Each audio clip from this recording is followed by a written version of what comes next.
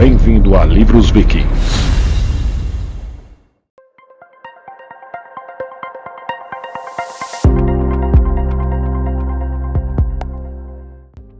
O conteúdo a seguir é de total e exclusiva responsabilidade de seus criadores. A Livros Vikings atua apenas como plataforma de distribuição e não se responsabiliza pelas informações, opiniões ou metodologias apresentadas neste curso.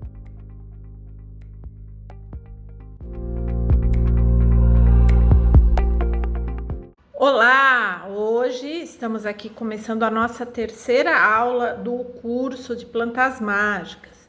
E o tema dessa terceira aula é as plantas mágicas na Era Viking, né? Quais plantas eram usadas na Era Viking? Como é que essas plantas chegaram até nós? Como é que nós conhecemos essas plantas? Como elas eram utilizadas na Era Viking? Será que essas plantas ainda são utilizadas hoje? Então, a nossa aula hoje vai tratar desse tema, não é? A Era Viking, que é um tema muito divulgado hoje, principalmente as plantas, não é? Nós vemos vários sites, museus, não só da Escandinávia, mas como de outros locais, fazendo exposições sobre plantas, como elas eram usadas, será que elas ainda são cultivadas hoje, não é? Então, além de muita curiosidade, há também muita pesquisa, não é? A gente não pode esquecer que essas plantas, elas tiveram um papel importante naquela época e para nós hoje, que vivemos no século XXI, que temos interesse na Era Viking, que estudamos a Era Viking, seja academicamente, seja por curiosidade, por entusiasmo, por gostar muito, nós em algum momento vamos nos deparar com o uso dessas plantas, como que elas eram utilizadas, para que elas serviam e hoje, como é que estão essas plantas. Então, antes da gente ir para o conteúdo, né, da nossa aula, eu gostaria de convidar vocês a participar do grupo de discussão, não é? Sempre eu estou colocando temas lá para discussão, curiosidades, então que vocês participem, não é? Porque é muito interessante, né, chegar a esse debate também. Quanto mais a gente debate, mais a gente discute, mais a gente conversa, melhor fica para todos nós, né? E também responder às pesquisas de satisfação, né, que serão colocadas. E, por favor, não hesitem. Ficou com dúvida? Tô com uma dúvida que, não sei se pode mandar e-mail, pode perguntar que eu terei o maior prazer em responder, em auxiliar vocês no que for necessário. E também sempre curtam a página no Instagram da Livros Vikings, acompanhem no YouTube, que está sempre cheio de muitas novidades sempre. Então, gente, antes da gente entrar propriamente dita no conteúdo da nossa aula de hoje, que são as plantas mágicas, vale a pena, assim, fazer só alguns esclarecimentos breves para o conteúdo dessa aula ficar até melhor, o entendimento dela bem melhor.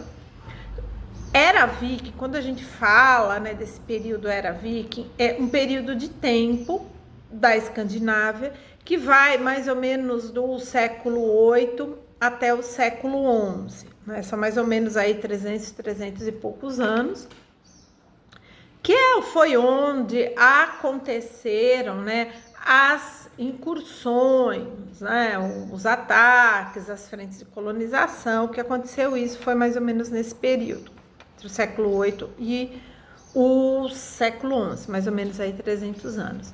E outra coisa que é bem interessante, outro ponto que a gente tem que tocar é justamente em Viking. E os vikings daqui, os vikings de lá, os vikings de acolá.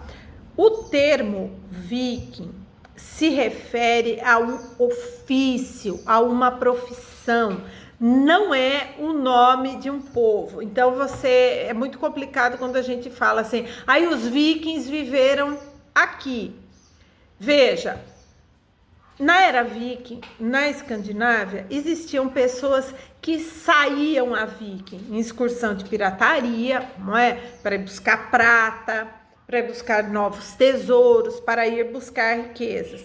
Todas essas pessoas que se disponibilizaram a sair a viking, muitos eram fazendeiros, muitos guerreiros, muitas vezes pobres, que eram recrutados para saírem a viking. Depois que eles iam para a incursão, pegavam os tesouros e voltavam, um voltava a ser guerreiro, voltava a ser fazendeiro, voltava a ser um lavrador, não é? Então, viking é ofício, não é o nome de um povo, tá? É só para esclarecer bem isso.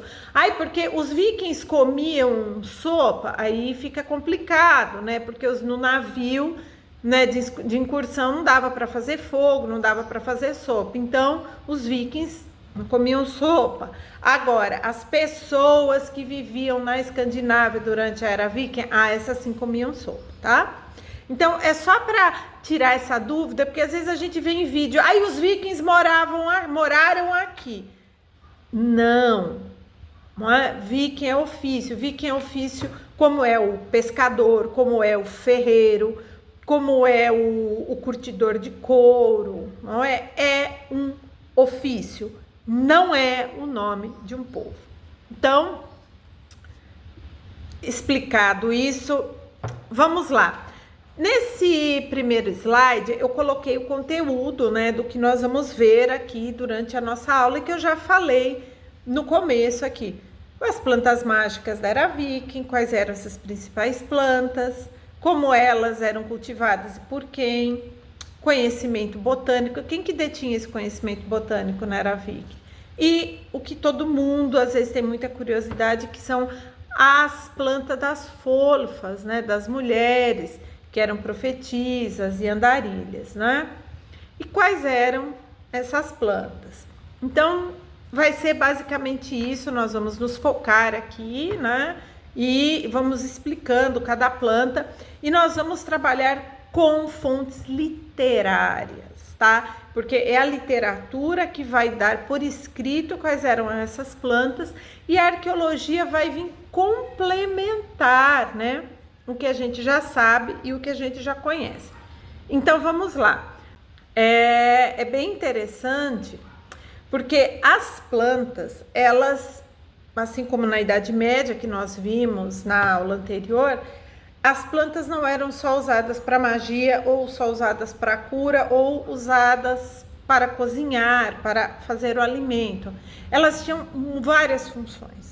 Não é? Então, a mesma planta que era utilizada para fazer, por exemplo, uma magia de cura para as pessoas que estavam doentes se curarem, ela era também utilizada como medicamento e utilizada para a alimentação ou até para a vestimenta, né? Para se fazer o fio, não é?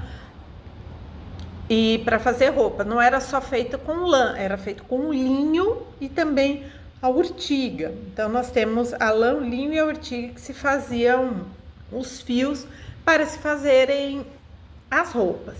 Então, vejam que as plantas, elas têm uma função tripla: magia, medicina e alimentação.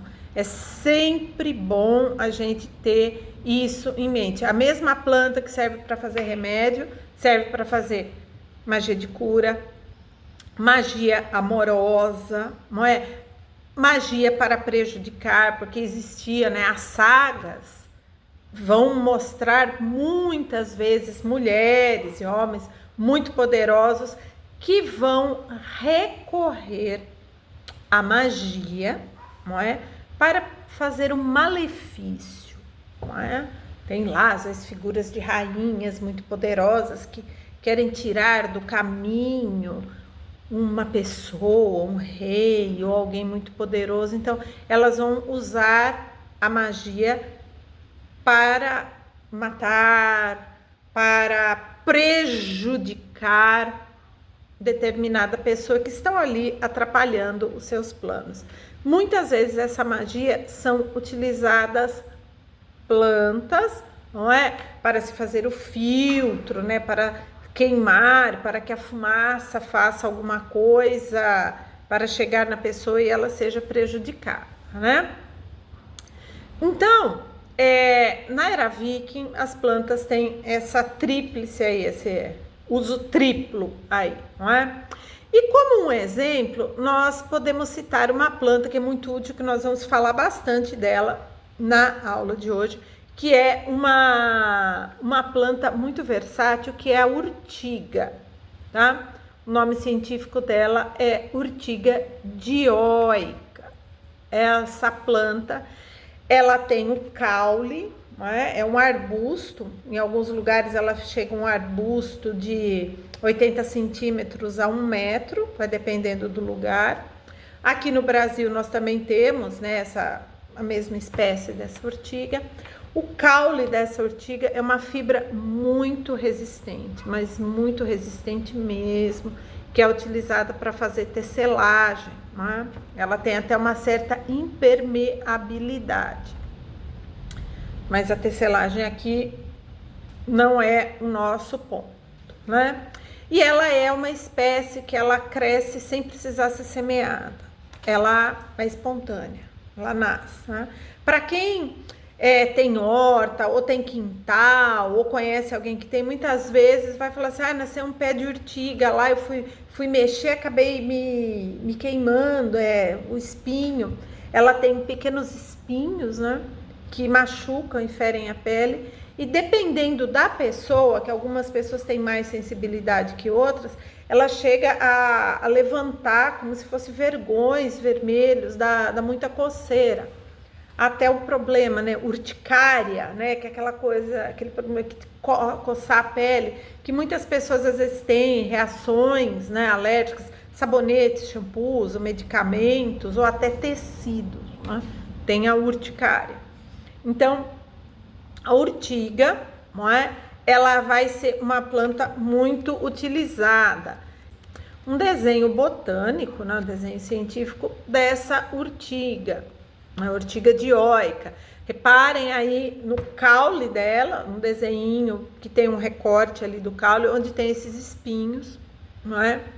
Ela tem como se fossem pequenos cachinhos, né? Como se fossem florezinhas, que são flores mesmo.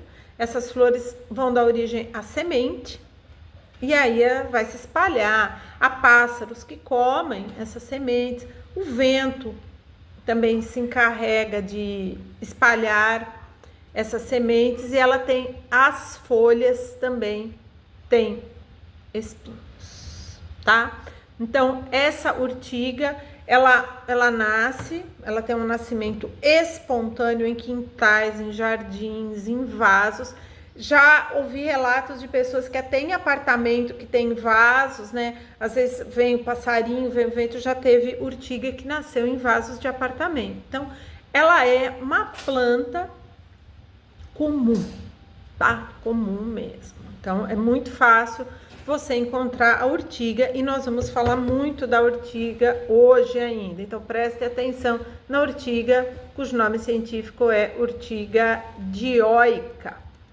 Nós vamos ver aí toda essa questão das plantas que tinham um uso medicinal e um uso mágico. Onde é que essas plantas eram cultivadas?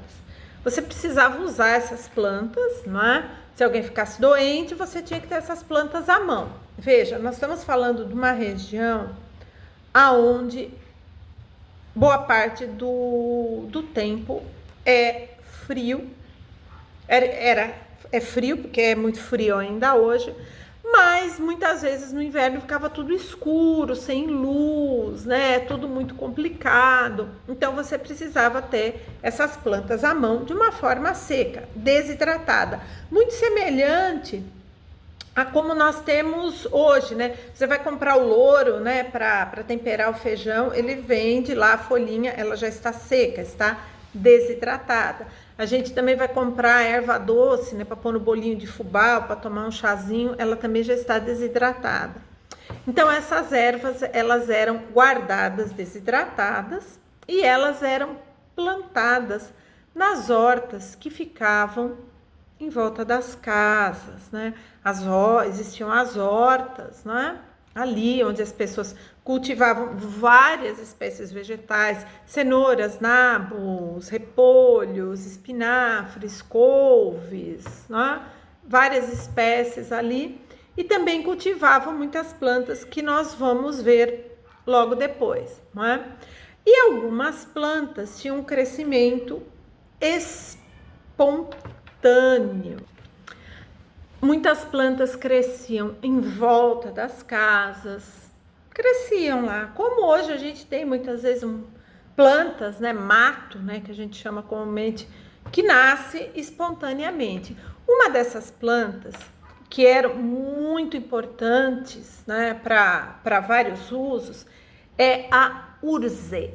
Urze é uma planta, né, que é Calluna vulgaris, que é o nome dela. Ela não precisava de nenhum cuidado no cultivo, ela simplesmente crescia, e ela era uma planta muito importante para ser usada como cicatrizante de feridas, né? Que às vezes as pessoas tomavam as infusões, né?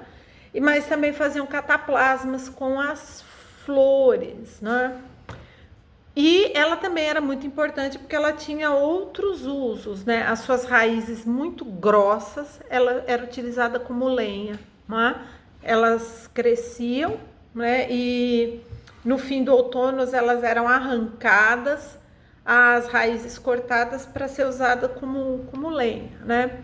E dos seus galhos, que também eram muito resistentes, eram feitas vassouras e cercas, né?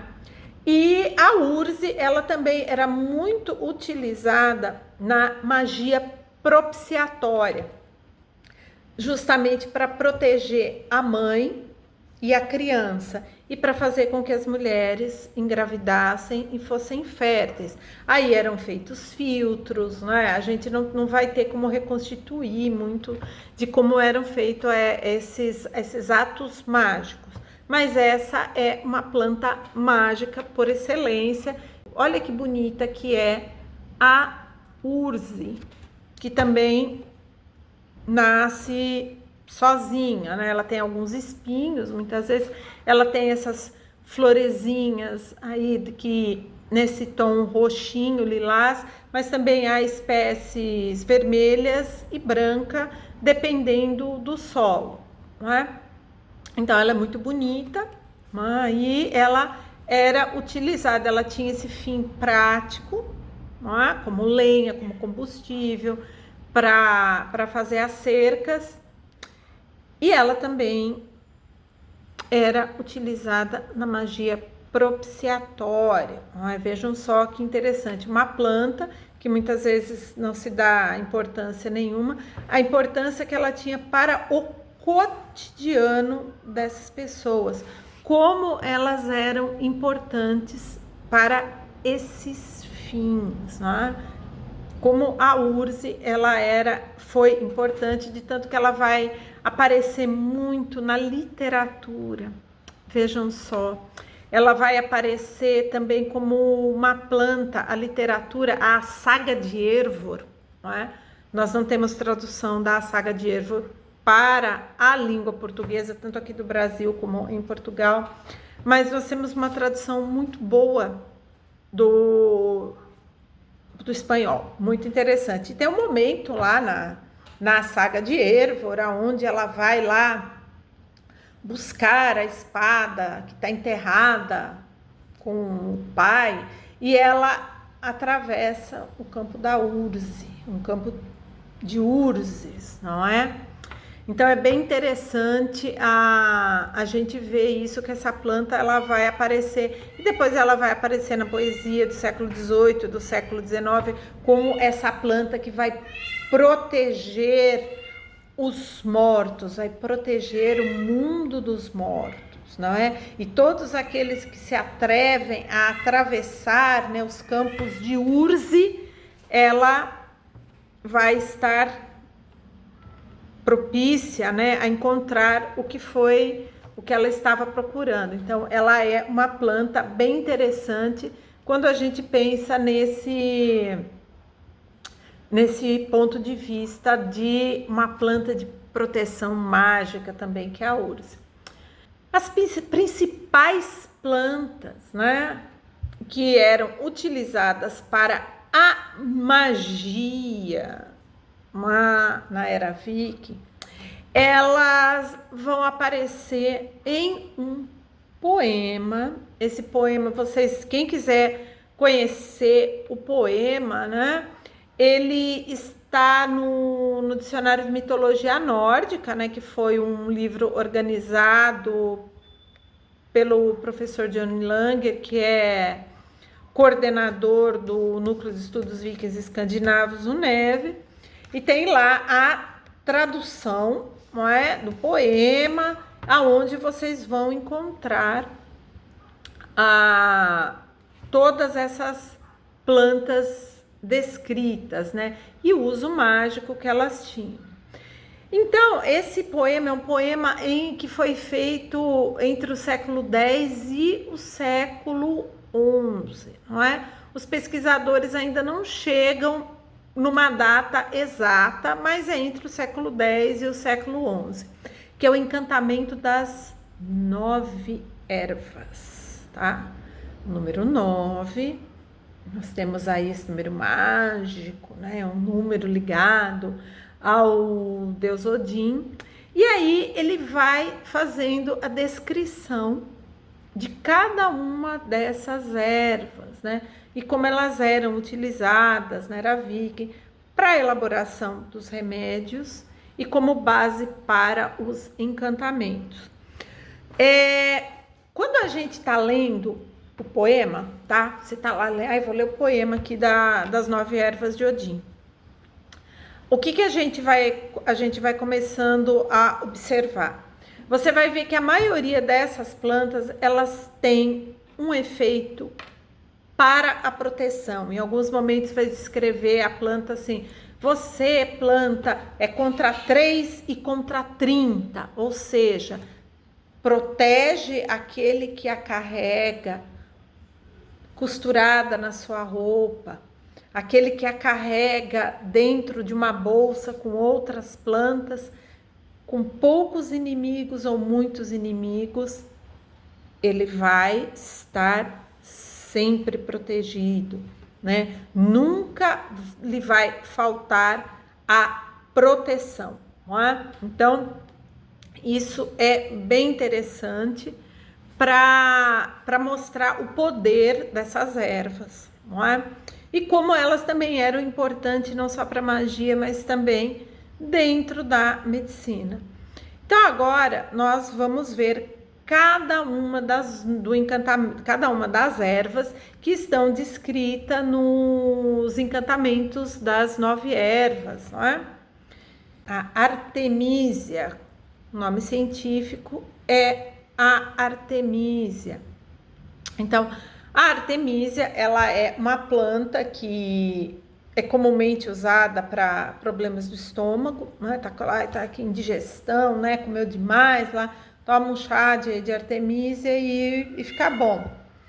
Mas a Artemisia também, ela é uma planta muito utilizada para propiciar parto, né? Ela também traz conforto para as dores, né, menstruais, as cólicas menstruais, né?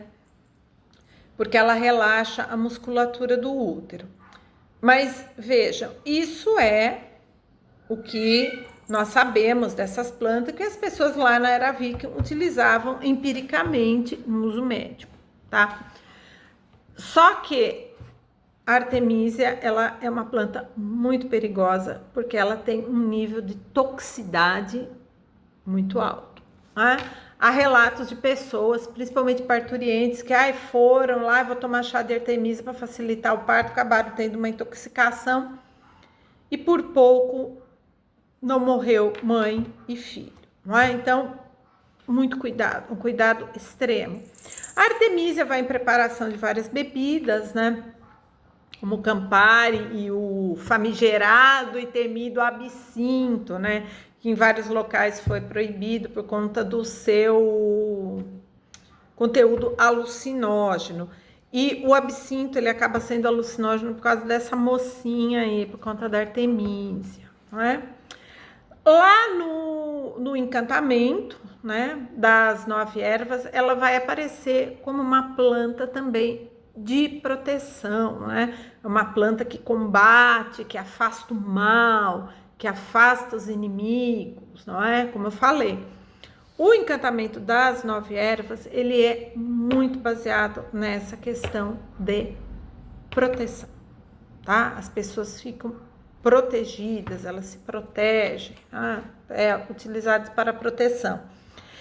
Antigamente, quando eu falo antigamente, era no tempo das nossas avós, né? Para quem ainda tem a avó viva, converse do tempo da Artemisia, que muitas vezes a Artemisia era conhecida como losna. Losna, tomar chá de losna para a indigestão e os males, né, do aparelho digestivo.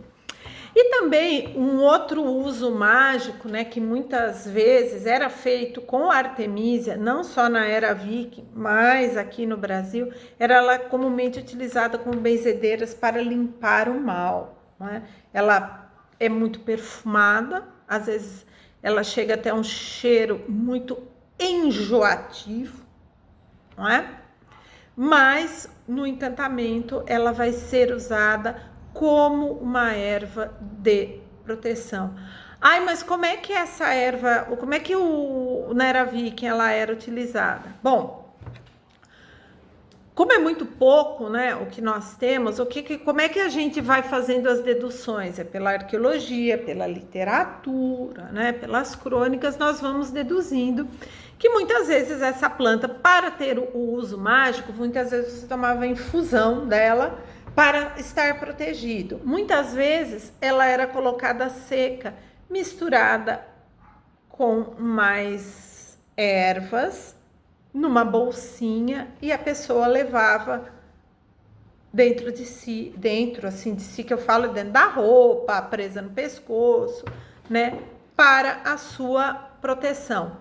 Eu acho que é um termo, né, mais comum, essa bolsinha de ervas, né, que existia. Então, essa aí é uma das plantas.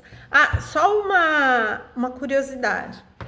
Em vários museus, principalmente museus a céu aberto, né, que há, né, na Escandinávia há vários, né, em outros lugares do mundo também, é claro, existem canteiros aonde estão cultivadas essas plantas. Então você está lá visitando os jardins, né, as hortas reconstituídas, e você vai conseguir ver, estão aqui, né, as 9 ervas, né? Posso ver, né, a Artemisia, papapá, a outra, e algumas têm o cuidado, né, de colocar para que era o uso mágico, e também o uso medicinal, tá? Então, a Artemisia é a primeira dessas ervas. Nós vamos ter uma planta que aqui no Brasil, entre os anos 80 e os anos 90, existiu uma moda dessa planta, que é a tanchagem,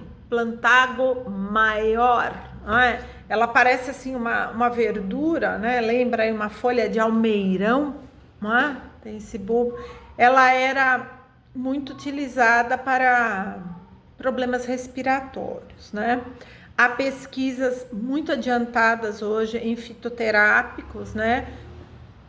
Mas não é o fitoterapeuta da esquina, são pesquisas por laboratórios, sejam em universidades ou em laboratórios farmacêuticos, que estão estudando muito a fundo o potencial medicinal, realmente, da Plantago maior, da tanchagem, para essa questão aí de problemas para futuros medicamentos respiratórios. Na era viking, essa tanchagem, ela era também utilizada como medicamento, não é? Para problemas, né, de respiração, já sabiam, né? Ela também era muito utilizada em alimentação, né, para se colocar nas sopas. Eu peço desculpa que a gatinha tá miando, ela tem problema neurológico, então às vezes ela mia demais. E ela era também para caldos, e ela era para ser utilizada contra mordida de animal peçonhento. Ela era um poderoso talismã, vamos dizer assim, vamos usar esse termo aí, talismã.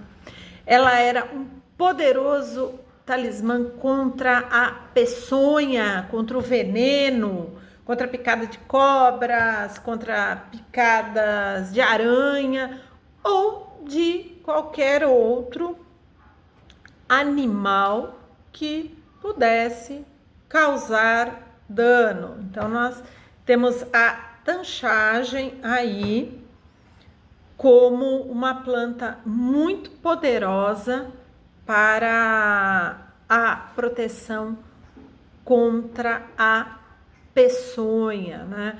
Contra a picada de animais peçonhentos. Então, ela era utilizada contra esses animais, não como um antídoto depois da picada, mas para que nenhum animal picasse, ferisse quem estava carregando a tanchagem. Então vejam a importância também dessa planta na questão da magia de proteção, não é? Muito utilizada como na magia de proteção, onde a pessoa tem que estar protegida, porque a vida era muito perigosa, não é?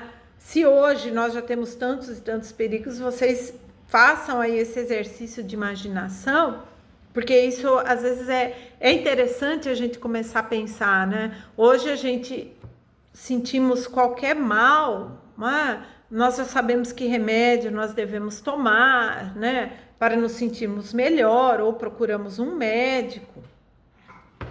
E a gente vê que nessa época nada disso existia, né? Muitas vezes quem é que cuidava da saúde, né, da família, da saúde da casa, era a mãe, né? As irmãs, a avó, as tias, era um conhecimento que ficava na esfera feminina.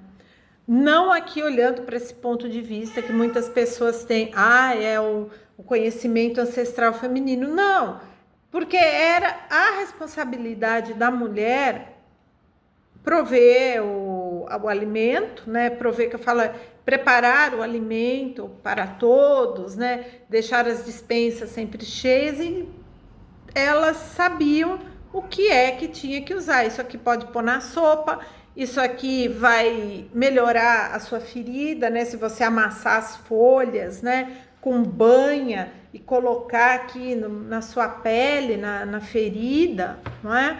Vai fazer com que você se cure. Se você toma infusão, tá com aquela tosse, você vai melhorar, né? Vou fazer uma sopa, um caldo, vou colocar determinadas plantas, isso vai ajudar a se recuperar, não é?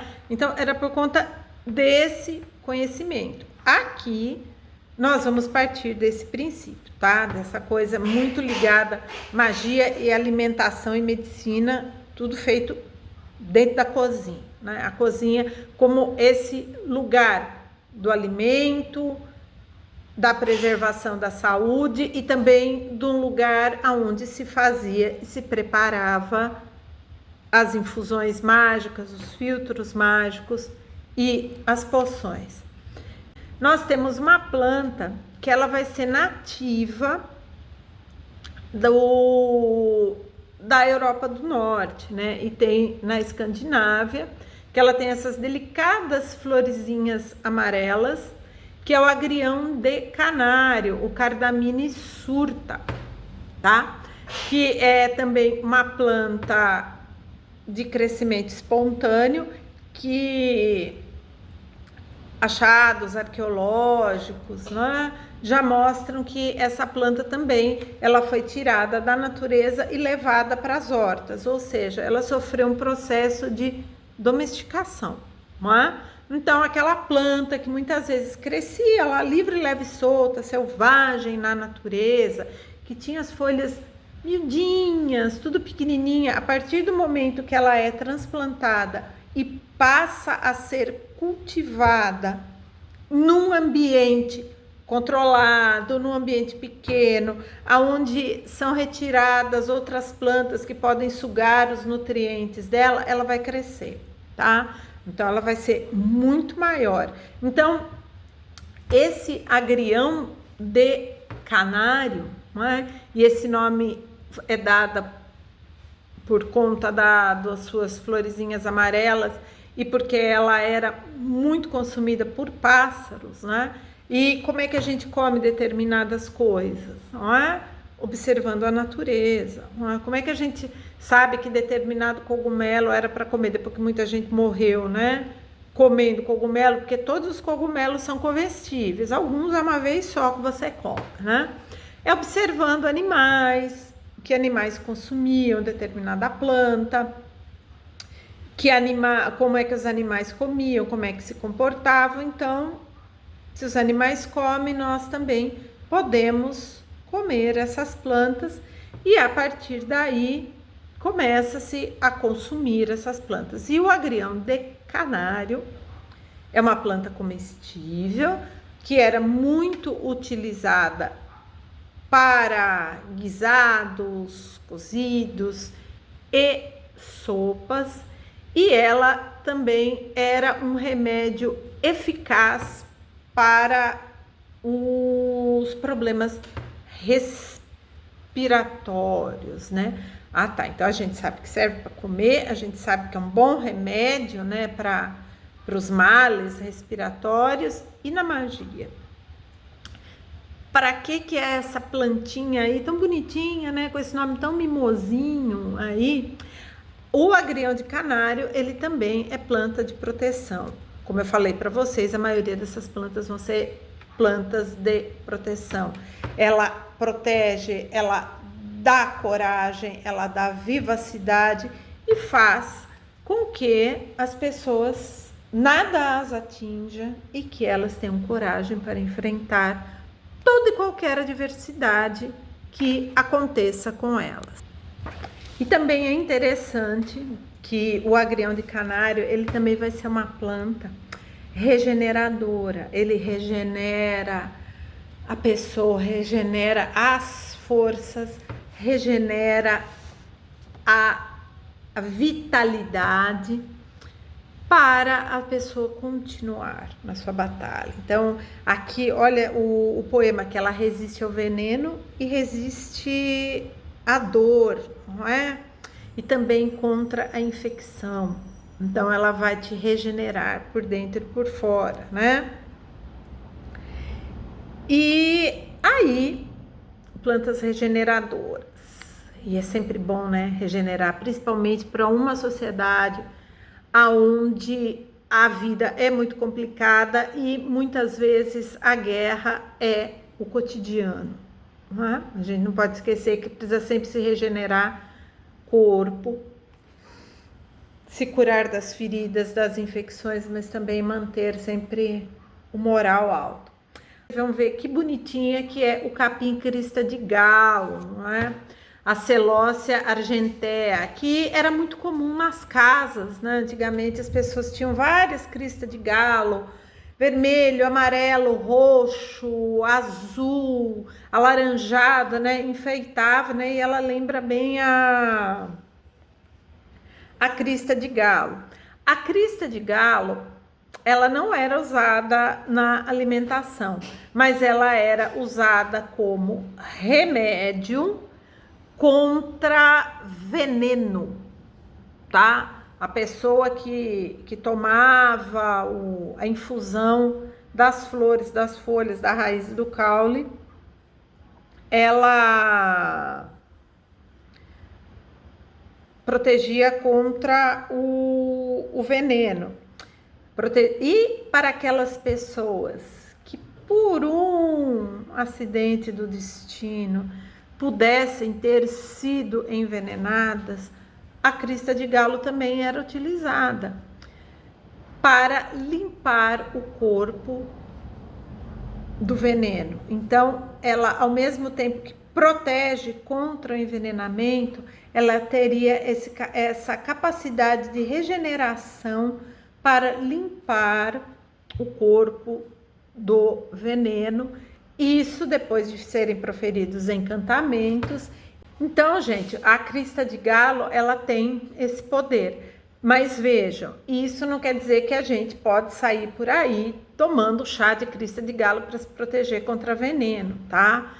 Isso tudo aqui é no campo da etnobotânica, dos estudos teóricos, porque todo e qualquer uso de qualquer planta precisa de supervisão, tá? A não ser as plantas que já estão consagradas, que a gente já sabe que consumir não vai fazer mal, como por exemplo erva doce, camomila, né, o alecrim, a sálvia, né, essas plantas também que a gente usa muito para cozinhar, para temperar as nossas comidas diariamente, que já são plantas aí consagradas. Os outros a gente sempre tem que tomar extremo cuidado, tá?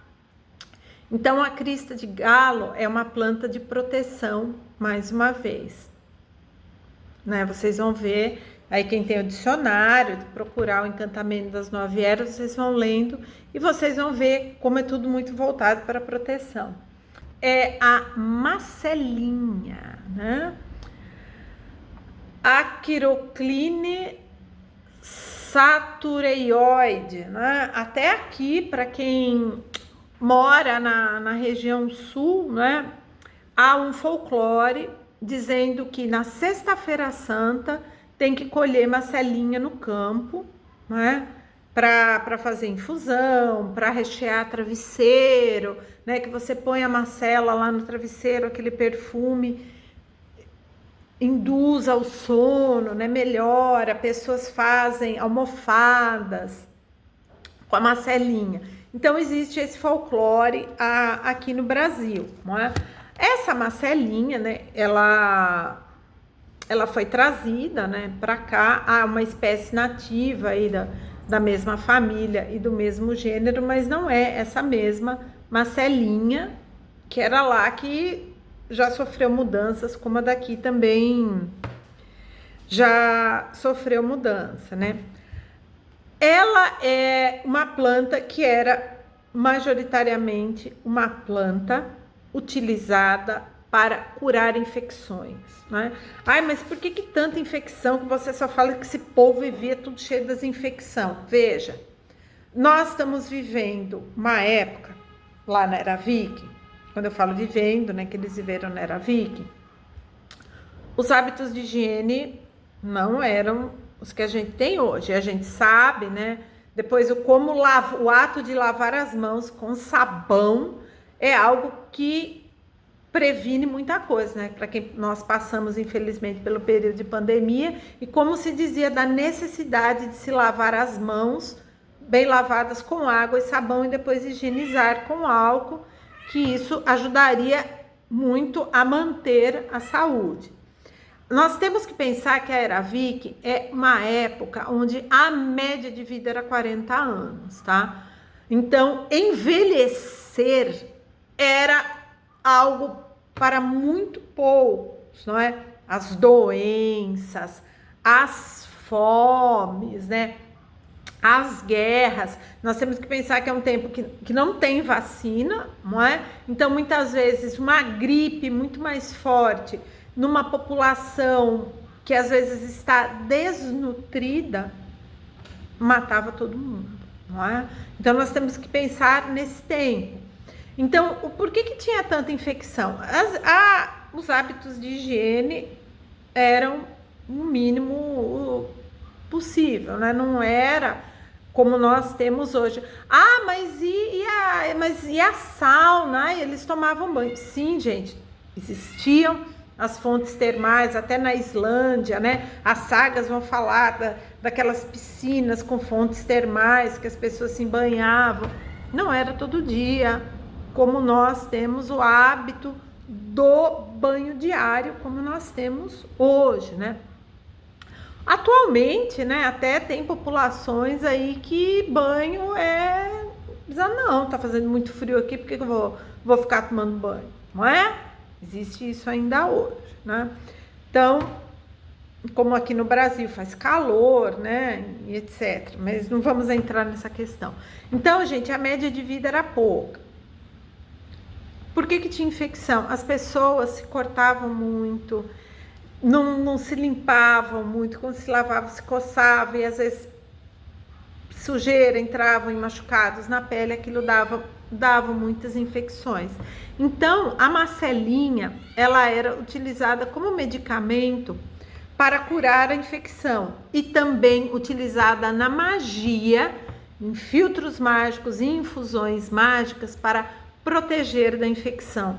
Não é só consumir a macelinha em forma de cataplasma, em forma de pomada para curar a infecção, mas é também para se proteger, né, pela magia, para não contrair a infecção, não é? Porque ficar doente, veja, se hoje, em 2025, a gente já pensa, nossa, ficar doente é tão difícil, né? Às vezes tem doenças incuráveis, né? Imagina, faça o exercício aí.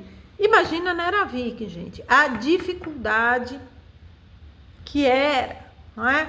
Às vezes alimentação difícil, tudo muito complicado, não é? Como é que ficava tudo isso? Então, a macelinha, ela tinha esse poder mágico de prevenir as infecções, né? Que coisa bonitinha que é a maçã silvestre.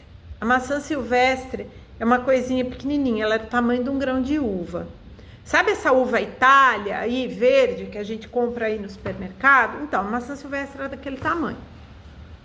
Imagine que bonitinha que é uma maçãzinha, e ela dá assim, uns cachinhos, né?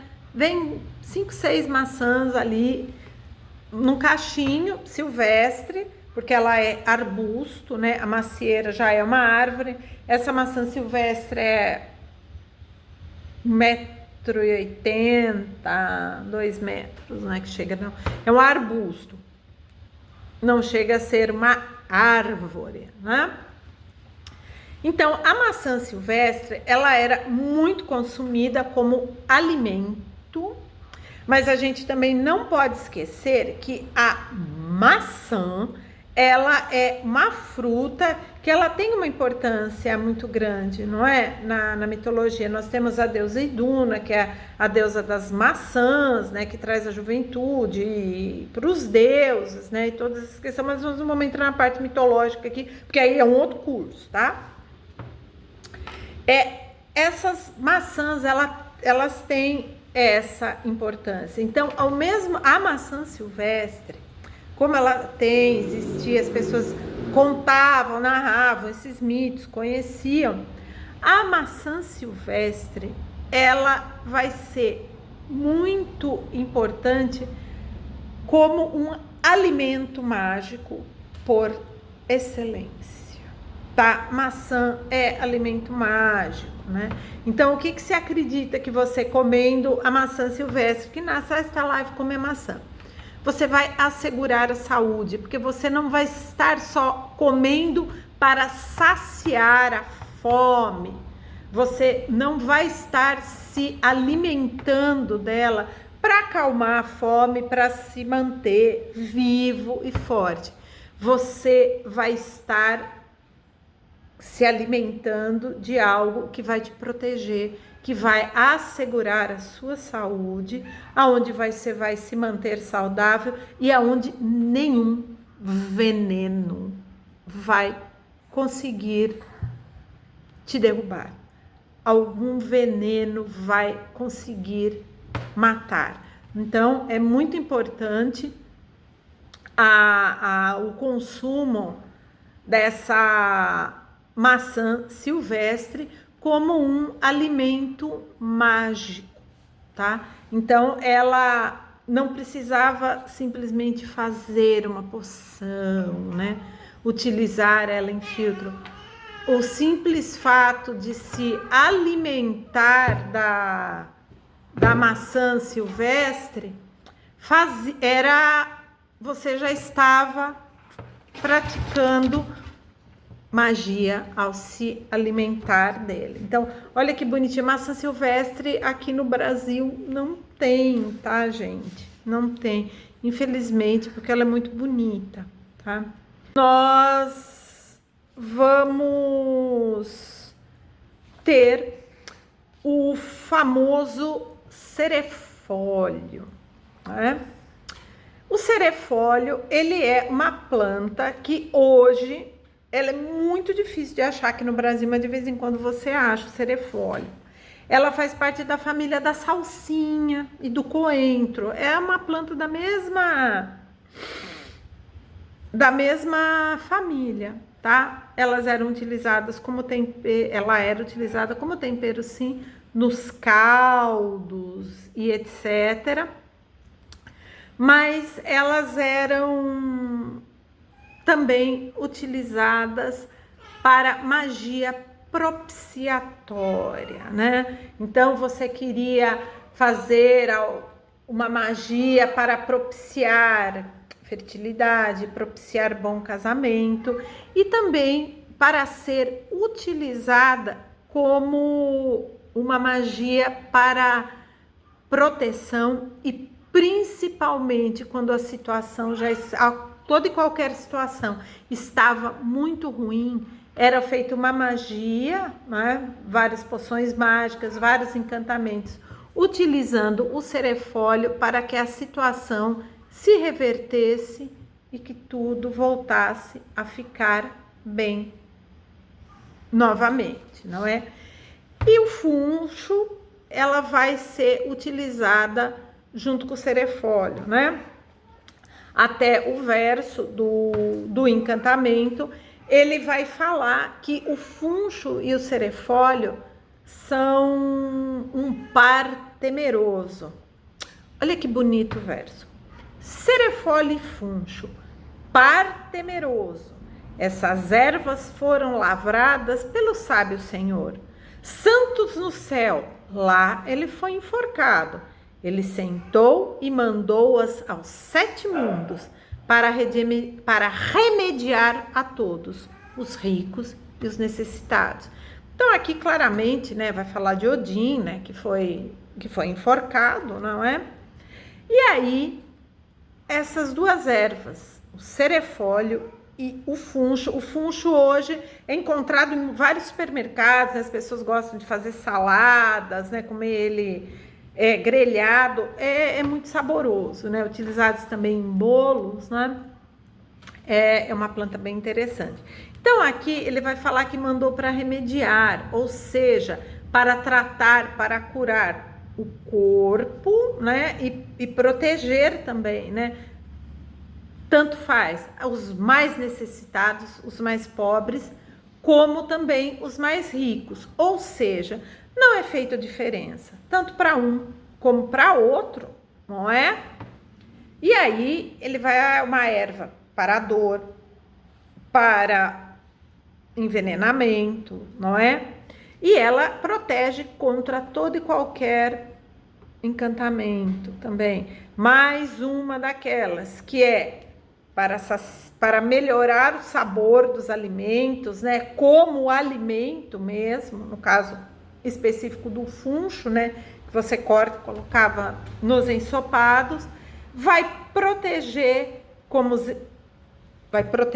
então a alimentação, ela vai proteger contra todo e qualquer feitiço, contra todo e qualquer veneno, tanto o mais rico como o mais pobre.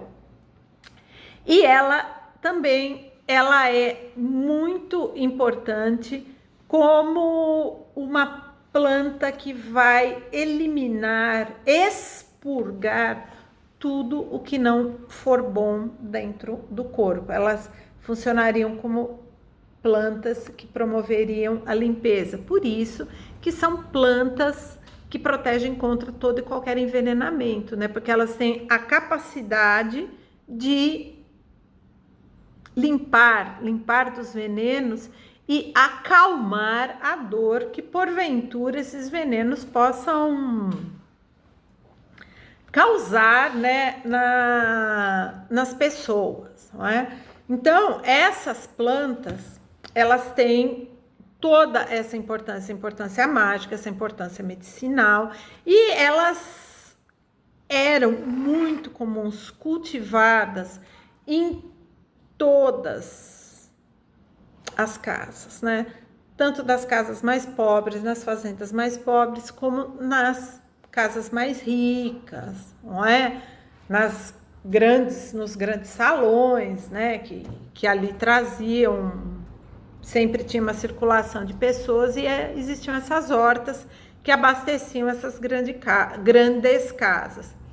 E eu quis aqui trazer para vocês a maçã, né? A Malus domestica, né?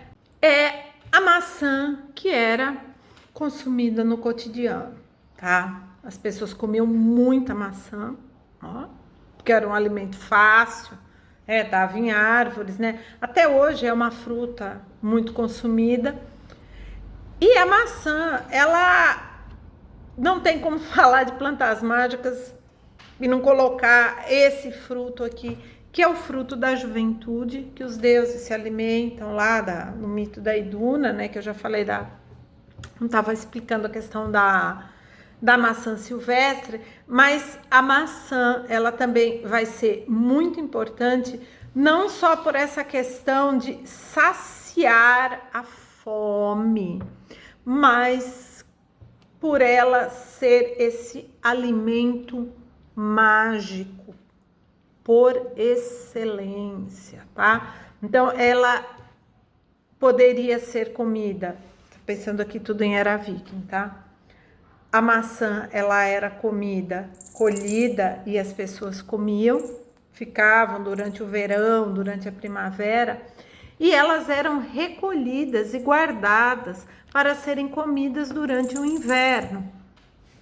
Então, hoje, né, que a gente tem o nosso conforto de geladeira, né, boa alimentação o tempo todo, a maçã na era viking, ela muitas vezes, durante muito tempo no inverno, era às vezes o único alimento que as pessoas tinham para poder consumir, tá? Então essas maçãs ficavam guardadas, elas começavam a ressecar, ficarem mais secas, porque elas iam perdendo água, eram guardadas em lugares mais frescos da casa, então elas iam perdendo água, ficando mais secas, então elas eram muitas vezes vistas como esse alimento sagrado, um alimento que tinha uma aura de sacralidade, né? Um alimento mágico por excelência, que muitas vezes era esse alimento que dividia a vida da morte, onde só se tinham maçãs para comer, era assegurada a vida. Quando as maçãs acabavam, era sinal de que a fome viria, e muitas vezes as pessoas pereciam mesmo, né? Morriam de fome. Então é interessante a gente ver como, para nós, né, um alimento tão corriqueiro, né, para determinadas populações, como as populações da Escandinávia da era viking, era um alimento que assegurava a vida, não é? Então vejam a importância desse alimento, que até dentro de todo o panteão ali da era viking dos deuses, há uma deusa que tem maçãs, não é? As maçãs da juventude, as maçãs que asseguram a vida. Então vejam a importância que era esse fruto, não é? E também é bem o fruto que muitas vezes era utilizado em encantamentos, não é? E muitas vezes eram utilizados até para disfarçar o veneno, não é? A gente tem que pensar nessa coisa do veneno, né? Que as sagas vão falar de muitas rainhas envenenadoras, né? É muito interessante a gente pensar isso. Então, gente, seguindo, é bem interessante como é que a gente vai começar a observar essas plantas, né? Que existem muitos poemas, né? Muitos escritos, né? Literários, como eu falei para vocês, que vão mostrar como essas plantas eram utilizadas nessa alimentação. E aí, como é que a gente vai pensar em alimentação? Aí vocês devem estar pensando assim, mas o curso não era sobre plantas mágicas? Sim, é sobre plantas mágicas, mas quando a gente fala de plantas mágicas na Era Viking, não tem como a gente não falar de alimentação, tá? Porque muitas dessas plantas mágicas, elas vão acabar sendo base da alimentação e fazendo parte, inclusive, da alimentação dos deuses, né? Hoje, a gente quando pensa em papa e mingau, nós, aqui no Brasil, a gente pensa muito em comida de bebê. O bebê come papa, o bebê come mingau, porque coitado do bebê não tem dente, né? Então come aquela papinha e fica bem nutrido, não é?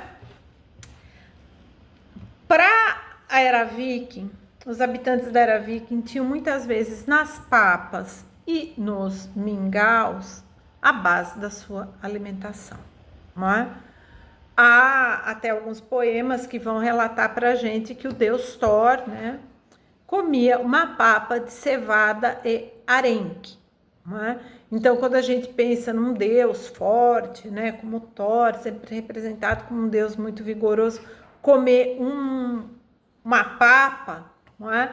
A gente não pode pensar que isso é sinal de fraqueza, não. Isso simplesmente é um reflexo do que essa sociedade estava comendo, não é?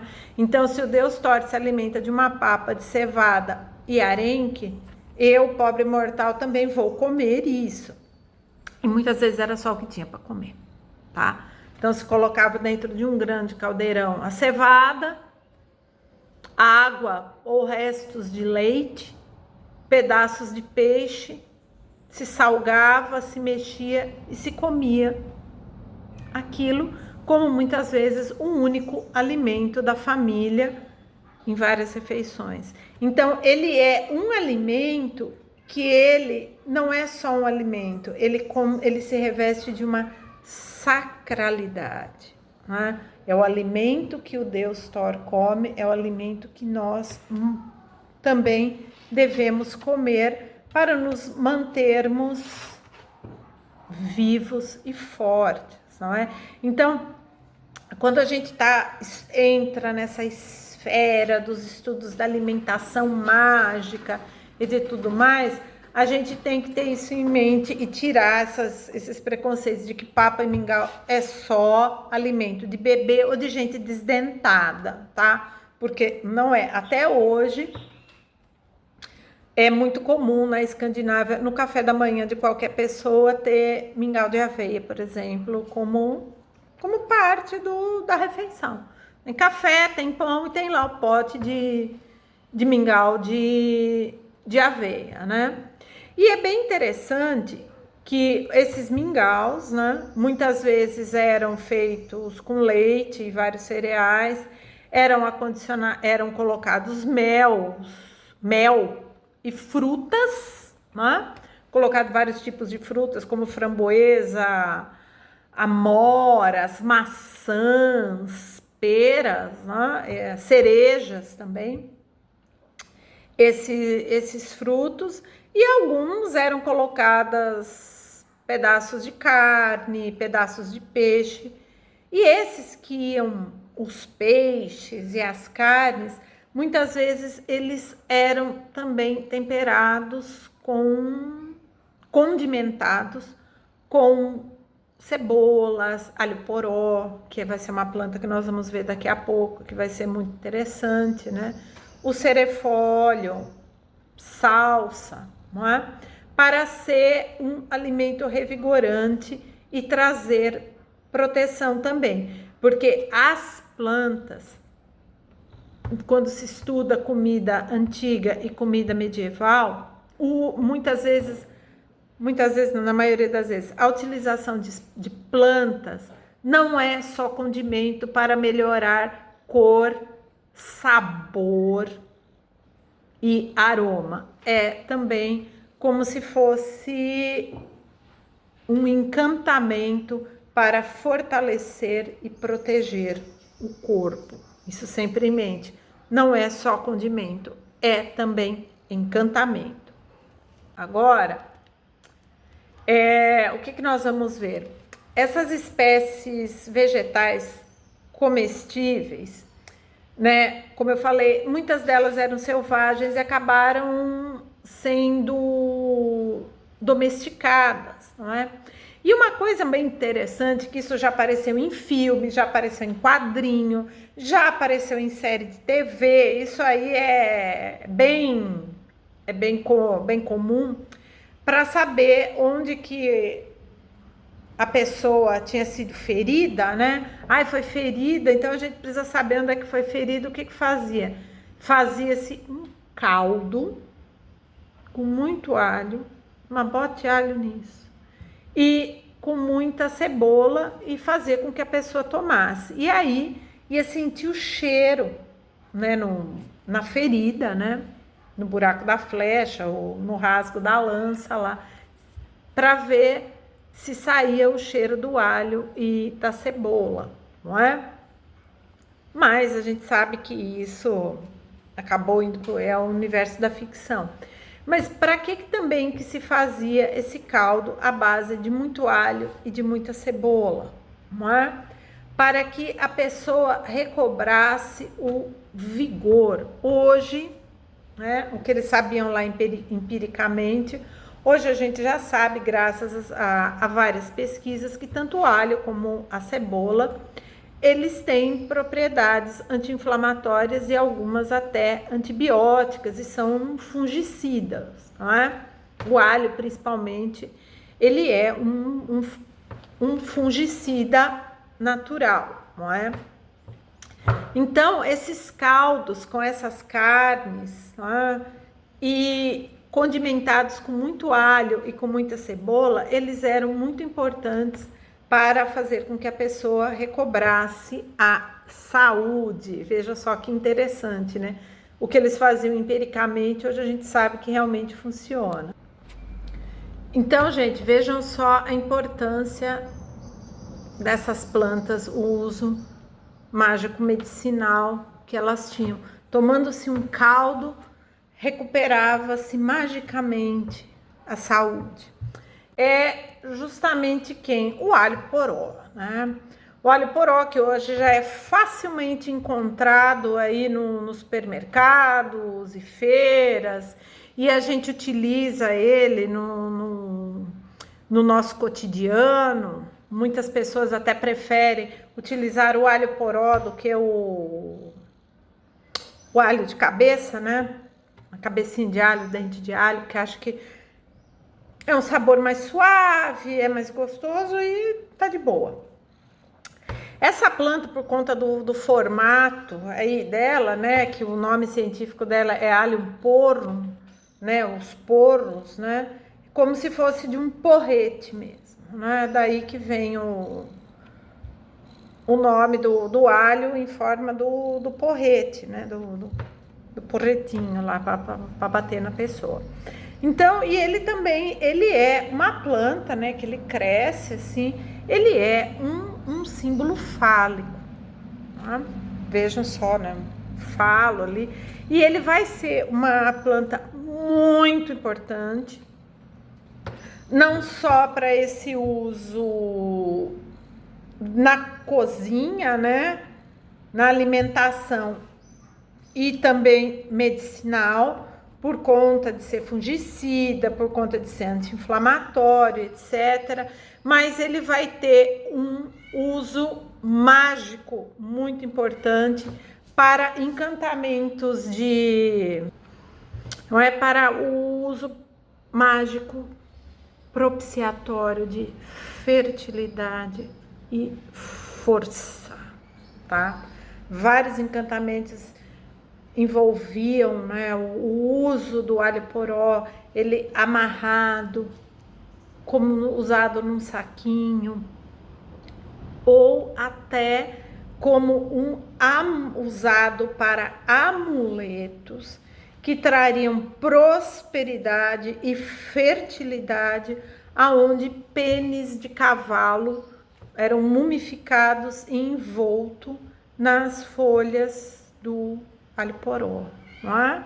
Como um amuleto muito poderoso para trazer fertilidade e prosperidade, não é? Há até o conto, né, do bispo, né, que joga para o cachorro e todas aquelas confusões lá que eram feitas que envolviam essa coisa aí quando começou a cristianização, que tudo é falso ídolo, tudo não pode, não é? Então, ao conto, né, aonde a família possuía um pênis de cavalo mumificado envolto com várias camadas de alho poró e linho, e cada um da família pegava esse amuleto na mão, proferia e ia passando para o outro, até que o bispo viu aquilo, que ele estava visitando a casa, achou que, nossa, que coisa do demônio, pegou e jogou, e um cão pegou e comeu e levou embora, não é? Então, a literatura também é uma grande fonte para a gente poder estudar o emprego dessas plantas na magia. E agora, gente, indo para o que nós vamos ver nesse slide 19? A planta das fôlfas, que é o que acredito que muitos de vocês, né, têm curiosidade, né, para saber do que eram essas plantas, como é que essas fôlfas, né, utilizavam essas plantas. O Museu Nacional da Dinamarca, em Copenhague, esse ano fez uma exposição justamente dedicada a essa questão das fôlfas, não é? Colocando lá, foi uma exposição muito interessante, onde você percorria algumas estações com toda uma ambientação de luz, né, e de espaços que você caminhava para entrar nesse universo da fôlfa. Então, nós temos, né, a passagem lá da saga, onde vai aparecer a personagem, a Torbjörg. E a Torbjörg é uma fôlfa, né, uma mulher andarilha, que tem um cajado, e ela até que chega numa comunidade, e a comunidade está faminta. Eles estão numa grande crise. Eles estão passando fome, eles não sabem mais o que fazer, colheita não dá certo, vai tudo morrer de fome. Aí a Torbjörg chega nessa comunidade e aí vão pedir para ela, veja o que o futuro nos reserva, a gente vai conseguir sair disso, essa crise vai acabar, o que vai acontecer com a gente? E aí, a Torbjörg fala que ela precisa de alguém, né, para cantar junto com ela, fazer os encantamentos. E aí tem uma mulher lá, olha, eu sou cristã, mas eu ouvi que minha mãe, minha avó, né, cantava, eu ajudo você a cantar, tá? Só que antes de cantar e de saber antes de cantar, antes de fazer tudo, a Torbjörg, ela vai fazer um ritual aonde é feito para ela um cozido com o coração de todos os animais que existe ali, de todos os animais que estão vivos ali. Vai ser feito um cozido, os animais vão ser mortos, né, em sacrifício. Vai ser retirado o coração, é feito um cozido, a Torbjörg vai se alimentar, a saga não vai falar pra gente como é o que vai, só diz que é um cozido, onde existe todos os corações. Ela vai se alimentar disso, vai esperar um determinado número de horas, vai cantar e chega à conclusão de que a comunidade vai sair daquele período terrível de fome, eles não vão mais passar fome, aquele é só uma fase e vai tudo melhorar.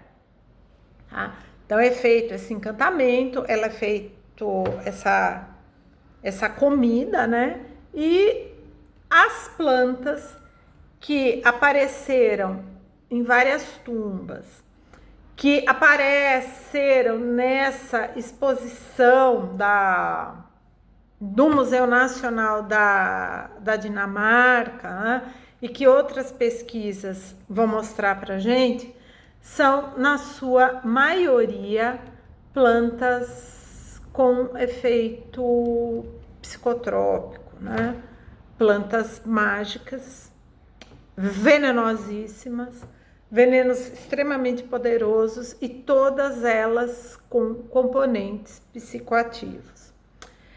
É uma foto que foi da exposição, certo? Lá de Copenhague. Eu vejo que é um fundo azul, lembrando uma coisa assim, mais ou menos aquática, né? Pantanosa. Esse é o melhor tema. Essa coisa do pântano, né? Onde crescem flores exóticas, flores diferentes e principalmente cogumelos. Reparem aí, né, as casinhas ali que são cogumelos, ó, que contém um alto poder psicoativo, tá? Então, na exposição e também já foram encontrados em tumbas vários cogumelos, certo? E todos esses cogumelos com potencial psicoativo. Então, o que a gente começa a pensar? Ó, esses cogumelos são espécies vegetais, portanto, são plantas mágicas, não é? Assim, pensando nessa coisa que eles proporcionam visões, que eles proporcionam a comunicação com o outro mundo, que eles intermediam, né, a viagem. Né? Então, foram encontrados em várias tumbas os saquinhos das fôlfas que continham algumas espécies de fungos, que o cogumelo é fungo, com potencial psicoativo. Então, vocês reparem aí nessa foto, né? Ela tem todo esse jogo de luz, né? Para dar esse ar de mistério, essa coisa misteriosa do que seria o mundo da fôlfa. E reparem que ali atrás, né, bem alto, tem aquele pingente, né?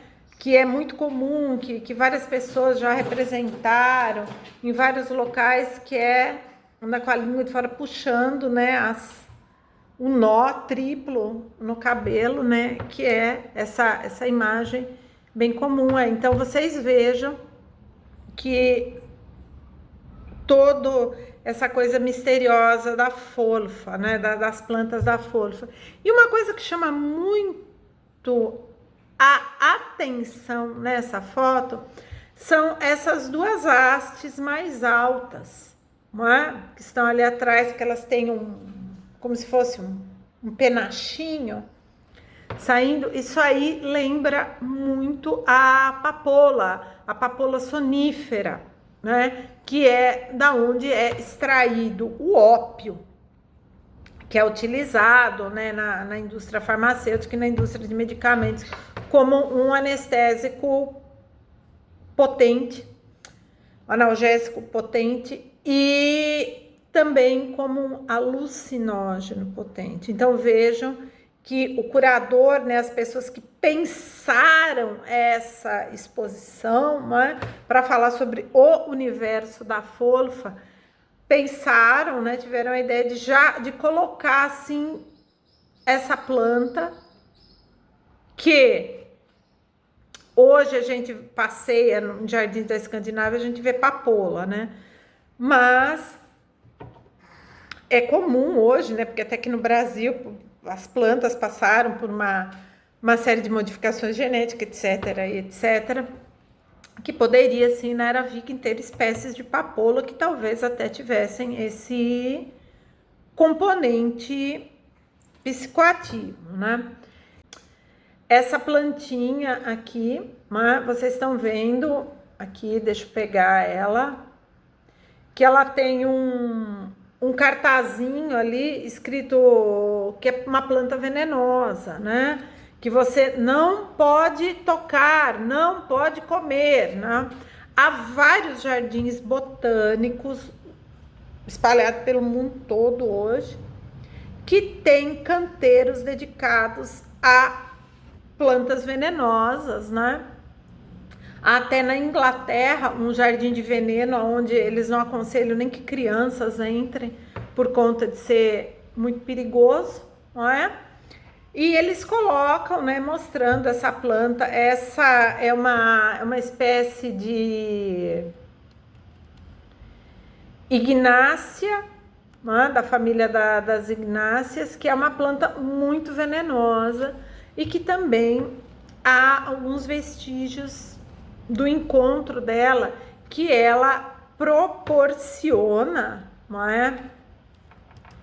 As viagens, né? Apesar da grande toxicidade dela, né? Ela tá aí, vocês podem observar ela no slide aí 22, tá? Vejam assim, parece uma salsinha, né? Não se enganem, não é salsinha não, né? Vai botar isso na comida, vai passar mal. Então, é colocado isso para vocês verem o cuidado que se tem quando vai fazer um jardim botânico. Você tem que realmente ter esse cuidado, mostrar para as pessoas que essas plantas existem. Muitas vezes você tem ela no seu quintal, que elas eram utilizadas para envenenar, elas eram utilizadas para prever o futuro, não é? Como plantas que propiciavam a comunicação entre os dois mundos, mas que elas realmente matavam, não é? Essa planta, ela é muito bonita, né? Ela foi encontrada dentro da tumba de Fiquete. Vocês vejam que bonita essa flor, não é? Essa flor que é amarela, ela tem esses detalhes que parece uma renda, parece que foi pintada com fundo púrpura, não é? Essas folhas com os espinhos. Esse aí é o famoso meimendro, não é? Que vocês já devem ter ouvido falar, para quem já fez várias leituras, ou para quem acompanha, né, essas descobertas arqueológicas, né, que vivem acontecendo por aí.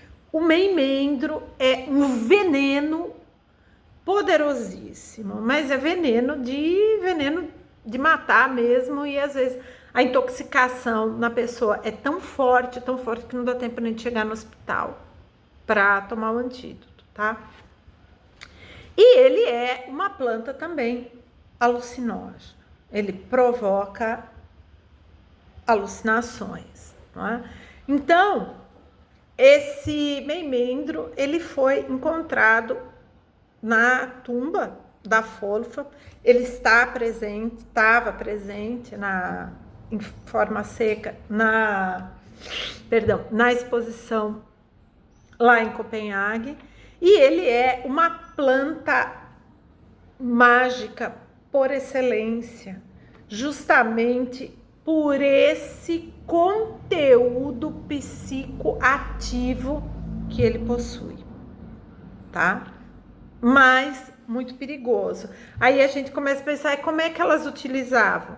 As folfas utilizavam o meimendro muito diluído, extremamente diluído, não é? Na bebida, nesse cozido de corações que a Saga vai explicar pra gente que ela consumiu lá antes de cantar e de fazer a previsão, mas Quantas pessoas comendo meimendro, tomando meimendro não morreram, não é? A gente tem que ver que, mas os antigos sabiam usar, mas para eles saberem usar, muitos tiveram que perecer antes, não é? A gente sempre tem que ter isso em mente, né? Que a mesma planta que proporciona muitas vezes um estado alterado de consciência, ela também muitas vezes vai trazer efeitos colaterais quando não há morte, não é? Porque a pessoa precisava ter uma certa resistência, ela tinha que fazer, por exemplo, a viagem, né? Vamos chamar assim, a viagem, né? Para se comunicar com os espíritos do outro mundo, para viajar ao outro mundo, ter efeitos colaterais, mas voltar para contar, né, o que viu. E o meimendro era uma planta muito importante para esse tipo de viagem e é a planta da folfa por excelência, né? Há lugares, né, na internet aí que vendem semente de meimendro. Pessoalmente eu acho isso muito perigoso, não é? Porque infelizmente nos anos 90, não sei se alguém teve notícia disso, começou a se ter um comércio muito grande, não só no Brasil, como no mundo inteiro, de raiz de mandrágora, que vai ser a planta que nós vamos ver muito na aula que vem. E começaram a se vender raízes de tudo que é tipo, inclusive aqui no Brasil se faziam forminhas em formato meio de humano para fazer crescer raiz de gengibre ali e vender, enganar as pessoas vendendo como mandrágora, não é? Mas também se pegavam raízes de plantas altamente tóxicas e vendiam pó como sendo pó de mandrágora. Infelizmente, entre 94 e 97, tive notícias de pessoas que, aqui no Brasil, que tiveram intoxicações gravíssimas e uma delas veio a óbito, né? Então, vejam só o perigo que é quando a gente lida com determinados tipos de plantas. Ficar o que a gente está fazendo aqui, né, conhecendo a teoria para saber o que é, o que não é fundamental. Agora, começar a fazer uso dessas plantas é extremamente perigoso, né?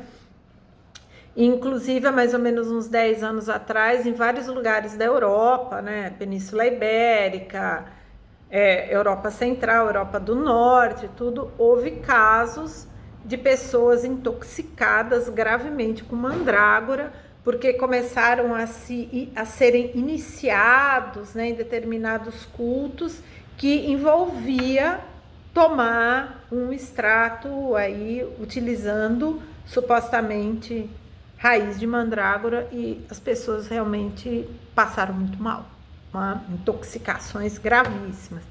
Então vejam a responsabilidade que tem que se ter, né, quando se lidam com plantas, né?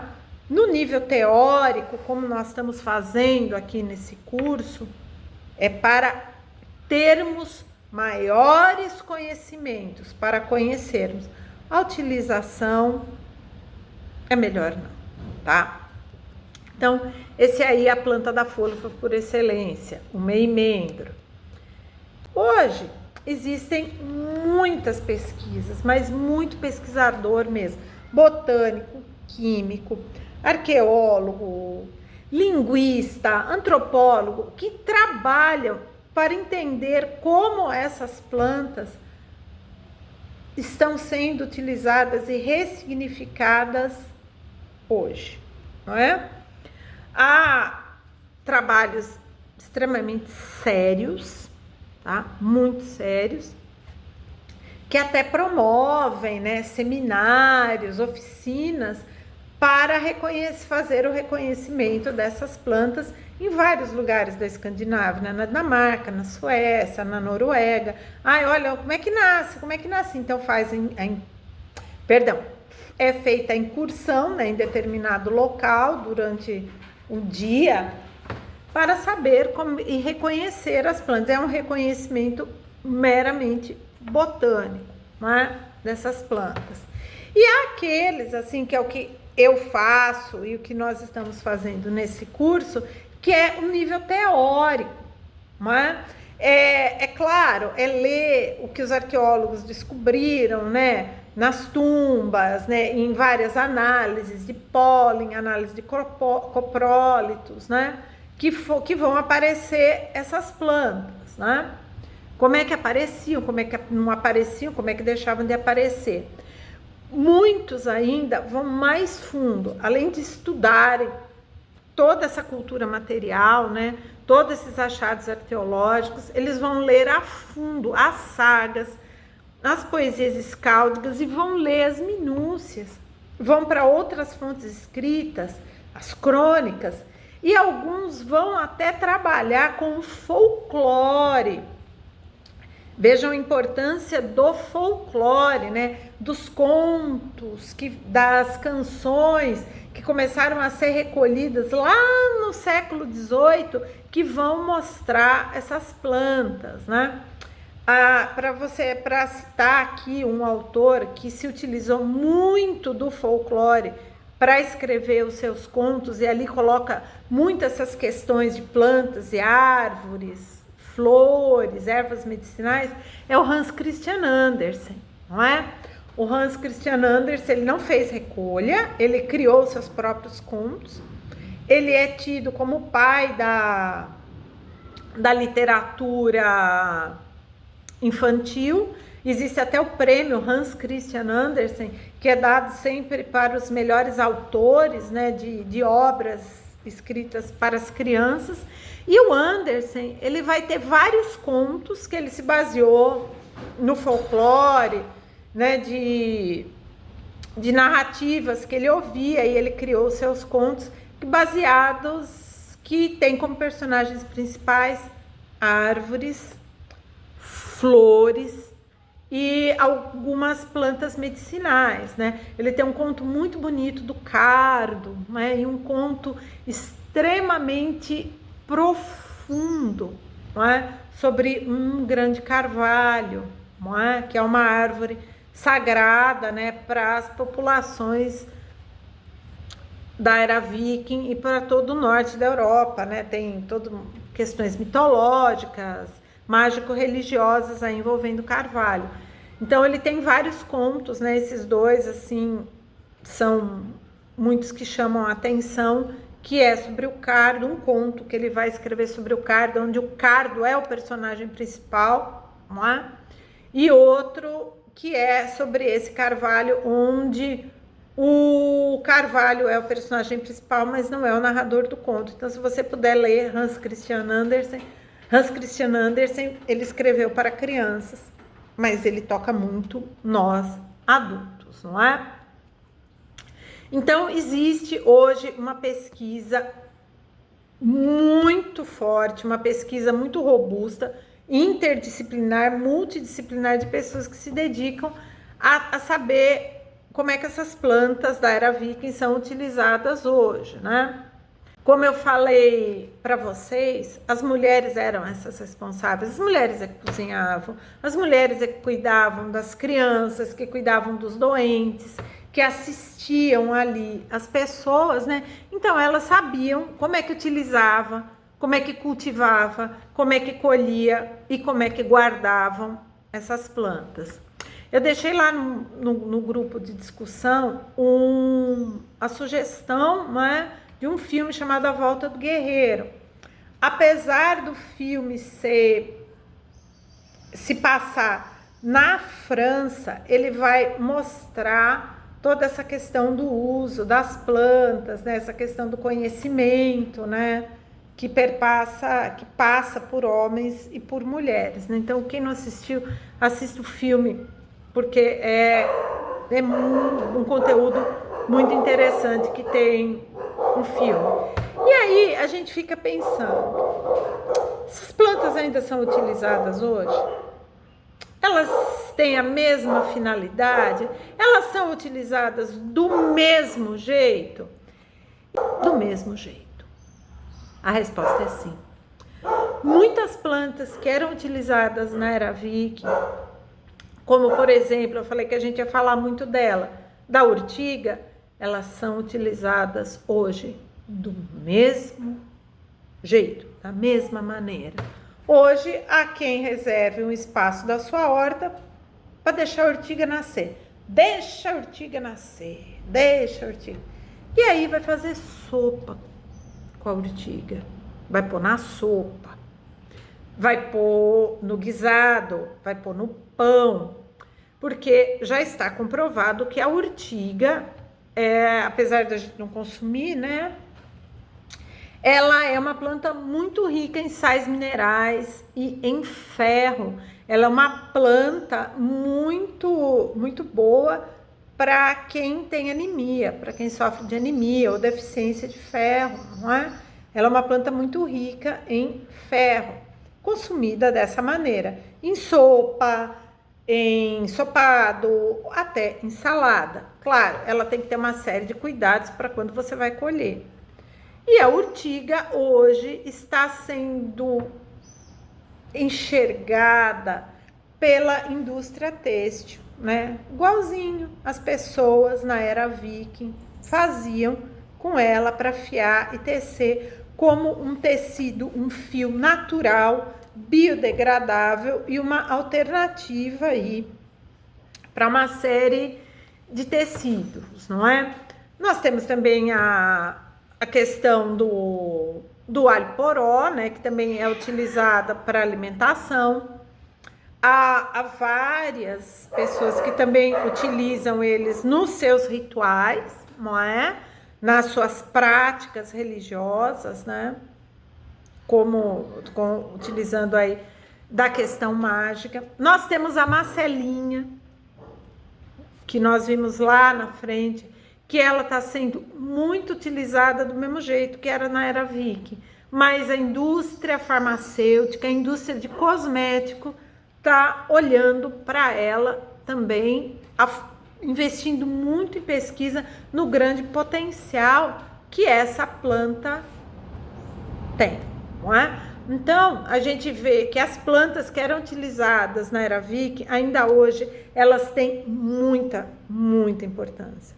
Seja na alimentação, seja na medicina e também na magia, não é? Nos praticantes de magia, né? Nas pessoas que têm a religiosidade, né? Nórdica, né? Como sua, também fazem uso dessas plantas. Só que assim, peço encarecidamente, tudo com extremo cuidado e de preferência só use aquilo que está comprovadamente, cientificamente comprovado que se ingerir não vai causar mal nenhum. E aí, que é essa questão do cuidado, não é? Que a gente tem que ter muita atenção quando o assunto é plantas mágicas da era Viking.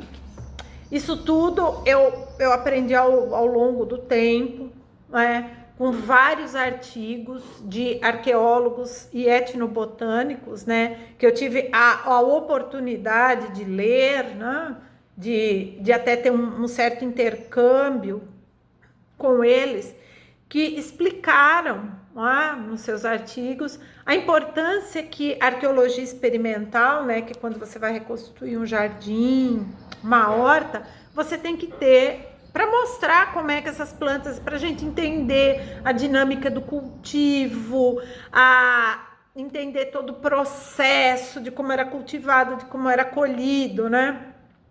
E tudo isso. E principalmente entender como é que esses venenos eram utilizados. Mas isso tudo é campo teórico. Ninguém vai sair por aí distribuindo doce com meimendro para seja quem for, porque é muito perigoso. E é aquilo que, mais uma vez, eu volto. Nós estamos falando aqui de uma época, aonde se dava, às vezes, infusão de flores e folhas de meimendro para baixar a febre. Hoje, nós já temos outros recursos, não se faz mais isso, porque em vez de abaixar a febre, a pessoa pode vir a óbito, não é? E é bem interessante também a gente sempre ter em mente que esses assuntos, né, por trazerem muitas coisas onde a gente pode estender melhor a dinâmica da sociedade, estudando plantas, sim. A gente pode entender os papéis sociais de gênero, não é? Como que essas plantas eram, porque só mulheres conheciam, existiam homens que conheciam, sim, existiam. Onde é que eles estavam? Então, o entendimento, a compreensão, o estudo cada vez mais aprofundado dessas plantas mágicas, né? Ele vai proporcionar para a gente esse conhecimento e esse melhor entendimento do que eram os papéis sociais de gênero dentro da sociedade da era viking, né? Nos vários períodos, né? Sempre confrontando isso com estudos arqueológicos, com estudos literários, de fontes literárias, de crônicas, etc. E a gente tem que ter uma coisa em mente. Quando a gente está estudando tudo isso, esse assunto, por mais apaixonante que seja, e ele é apaixonante mesmo. Eu já me dedico nesse estudo de plantas há quase 30 anos, não, mais de 30 anos. É apaixonante, sempre você está descobrindo mais, você vai lendo, você vai descobrindo, mas ele é teórico, porque quando ele atravessa tudo isso, ele pode ser letal. E aí ele deixa de ser apaixonante para se tornar preocupante, não é? Então, é todo um cuidado que nós temos que ter quando se trata do estudo de plantas mágicas. Então, gente, para fechar a nossa aula de hoje, vamos voltar para a urtiga? Vamos voltar para o alho poró? Vamos! Que é uma receita, né, que foi muito pesquisada, né, por vários arqueólogos experimentais da alimentação, né? Um dos grandes nomes da arqueologia experimental da alimentação é o sueco Daniel Serra, apesar do nome, o homem é sueco mesmo, tá? E essa foi uma receita que se chegou depois de vários anos e anos de análises de plantas, de tipo de planta, de análise de pólen, análise de coprólitos e etc., se chegou nesse consenso que essa sopa era muito consumida, não é? Então, eu sei que já está esquentando aqui no Brasil, né? Nós já estamos chegando no verão, mas para quem quiser arriscar tomar uma sopa de urtiga, né? Da urtiga dioica, vai aí a receita. Lembrando que quando você for colher urtiga, você sempre tem que estar usando luva, tá? Pode ser essas luvas aí que a gente tem o uso em casa, que às vezes a gente usa até para lavar a louça, a luva estando bem limpinha, mais ou menos até aqui, né? Metade do braço, assim, aqui. Você vai lá, você colhe, você usa uma tesoura, não vai pegar com a mão. E aí, você tem que escaldar as folhas da urtiga, né? Que é para tirar os espinhos. Então, água bem quente, você mergulha as folhas de urtiga lá. E aí, você deixa elas mergulhadas ali nessa água bem quente uns 2 minutos e depois escorre, né? Se quiser passar na torneira, na água fria, é bem melhor ainda. E deixa essa urtiga, as folhinhas da urtiga ali, para escorrer bem a água. Aí vai um alho poró em fatias, usa só a parte branca. A outra parte você guarda para outros temperos. Uma colher de manteiga. Se você não gosta de manteiga, não tem problema nenhum. Substitui por um bom óleo vegetal, tá? Sem problema nenhum. Sal, esse aí vai a gosto, né? Salsinha picada e 1 litro de caldo de vegetal. Você vai aprender a fazer o caldo de vegetal agora para nunca mais errar. E para nunca mais comprar o cubinho, tá? Então, você vai refogar o alho poró no alho ou na manteiga, do seu gosto, até ele ficar macio. Ele vai começar a ficar meio transparente. Aí você vai pôr as folhas de urtiga que você picou ela. Pode ser grosseira, se você gosta, pode só rasgar. Ou se você gosta de uma coisa um pouquinho mais caprichada, você pode cortar ela em tirinhas, né? E você vai refogar um pouco ali. E depois você vai colocar o caldo de vegetal e vai deixar cozinhar em fogo bem baixo até reduzir pela metade. Aí você vê se ficou bom de sal, põe a salsa por cima e siga a sirva. É uma sopa extremamente nutritiva, tá? Ela repõe muitos sais minerais, ela repõe muito ferro e ela fica muito saborosa. Você só tem que tomar esse cuidado. Em primeiro lugar, encolher a urtiga. E em segundo lugar, a urtiga tem que passar por esse banho de água fervente, tá? Põe a urtiga na bacia, joga a água fervendo em cima, deixa lá uns 2 minutos, lava na torneira e deixa escorrendo. E agora você vai aprender a fazer caldo de vegetal. Você vai pegar 1,5 litro de água. Aí você vai pôr a parte verde do alho poró, você vai pôr casca de alho, casca de cebola, talo de salsinha, pedaço de pimentão.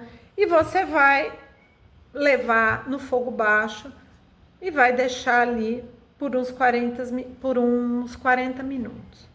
E aí, você vai usar na sopa, você vai usar para fazer seu arroz, você vai usar para fazer um risoto, vai pôr no feijão quando você for fazer. E se você quiser, você pega uma forminha de gelo, coloca lá e toda vez que você for cozinhar, você tira e você tem um caldo de vegetal fresco para você usar, que ele vai ter um efeito não só de sabor, né, do sabor, do aroma, mas ele vai ter um efeito mágico na saúde, porque você vai parar de comer ultraprocessados. Então, muito obrigado por vocês que ficaram aqui esse tempo todo, conhecendo, nós explorando esse mundo das plantas mágicas da Eravic. Se você ficou com alguma dúvida, entra em contato que eu vou ter o maior prazer de responder. E não esqueça de seguir, né, o Instagram da Livros Vics e ficar sempre atento, que lá sempre tem muita coisa boa sobre Eravic. Tchau, gente, muito obrigada.